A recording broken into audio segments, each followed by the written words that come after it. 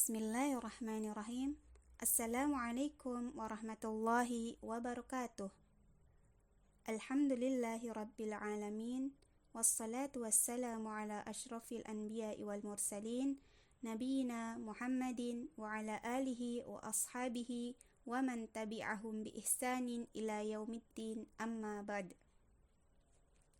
Sejarah pendidikan Islam memang merupakan topik yang sangat menarik untuk dikaji. Tidak hanya membahas tentang tokoh-tokoh atau pihak-pihak yang berkontribusi dalam perkembangan sejarah, namun sistem dan metode dalam mencapai suatu tujuan juga menjadi daya tarik tersendiri bagi dunia pendidikan Islam. Melalui pendekatan-pendekatan inilah Islam mampu berkembang dan menyebar luas ke seluruh negeri. Jika ditanyakan sejarah pendidikan Islam yang mana yang membuat saya tertarik untuk membahasnya, tentu saja pendidikan Islam terbaik adalah pada masa Rasulullah SAW, di mana beliau adalah guru terbaik sepanjang zaman. Beliau memiliki akhlak yang sempurna sehingga atas izin Allah banyak orang-orang yang tertarik dengan beliau dan berbondong-bondong masuk ke dalam agama Islam. Dari situlah lahir generasi-generasi terbaik dan manusia-manusia pilihan, yaitu murid-murid beliau, sahabat radhiyallahu anhum ajma'in. Selain itu, ada sejarah di sebuah negara yang menjadi daya tarik tersendiri, terutama bagi saya pribadi, yaitu sejarah pendidikan Islam di Mauritania,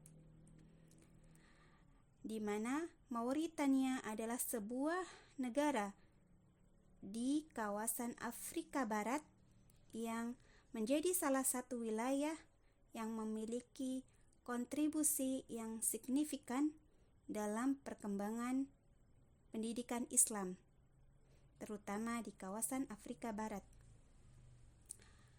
Di Mauritania ada sebuah kota yang bernama Chinquetti atau nama lain dari Chinquetti, yaitu kota yang terletak di sebelah utara Mauritania yang menjadi pusat penting peradaban Islam di bagian Afrika Barat. Pada abad ke-13 sampai ke-17, Chinquetti memiliki lebih 30 perpustakaan yang menyimpan manuskrip dalam berbagai bidang, termasuk tafsir, fikih, hadis, matematika, sejarah, dan astronomi. Di Mauritania juga terbagi dua jalur utama sistem pendidikan, yaitu pendidikan formal dan pendidikan tradisional yang berbasis pondok, yang disebut dengan mahazir. Namun, sistem pendidikan tradisional lebih menarik perhatian bagi dunia Islam, di mana sistem pendidikan tradisional tersebut yang berbasis pondok yang disebut dengan mahazir, yaitu semacam halaqah di mana seorang murid akan belajar langsung kepada gurunya yang berfungsi juga sebagai guru pembimbing spiritual, yaitu dengan cara murid-murid menghafal Al-Quran dan mempelajari tafsir, fikih, gramatika Arab seperti nahwu dan shorof, dan juga ilmu hadis.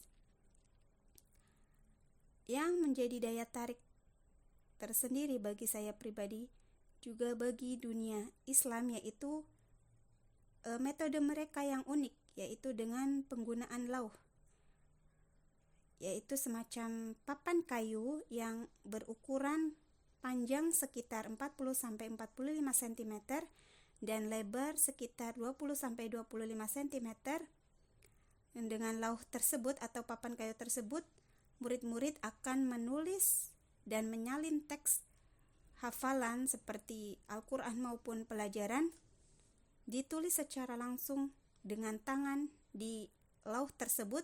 Kemudian mereka akan menghafal, dan setelah hafal mereka akan menghapus dan menulis materi yang baru atau ayat yang baru untuk dihafal kembali. Nah, metode inilah yang membuat saya tertarik dan berkesan dengan sistem pendidikan mereka, karena dengan cara tersebut itu akan memperkuat daya hafal dan menjadi disiplin dalam belajar. Itulah sejarah pendidikan Islam di Mauritania yang membuat saya berkesan dan memotivasi saya untuk lebih giat dan semangat dalam menghafal Al-Quran. Kelak jika suatu saat Allah memberi kemudahan kepada saya untuk membangun sebuah lembaga, maka insya Allah lembaga tersebut akan berfokus pada hafalan Al-Quran dan bahasa Arab. Juga ilmu-ilmu pendidikan Islam yang lain seperti tafsir, fikih, dan hadis. Yang membuat istimewa lembaga tersebut insya Allah akan 100% gratis untuk masyarakat umum yang berpenghasilan UMR ke bawah. Lembaga ini insya Allah akan dibiayai oleh perusahaan yang akan dikelola oleh saya dan suami, lalu dari 100% keuntungan perusahaan tersebut akan digunakan untuk biaya operasional lembaga. Demikian video kali ini, semoga apa yang saya sampaikan dapat bermanfaat terutama bagi diri saya pribadi dan bagi para pemirsa. Terima kasih atas perhatiannya. Jazakumullahu khairan wa baraka fikum. Wassalamualaikum warahmatullahi wabarakatuh.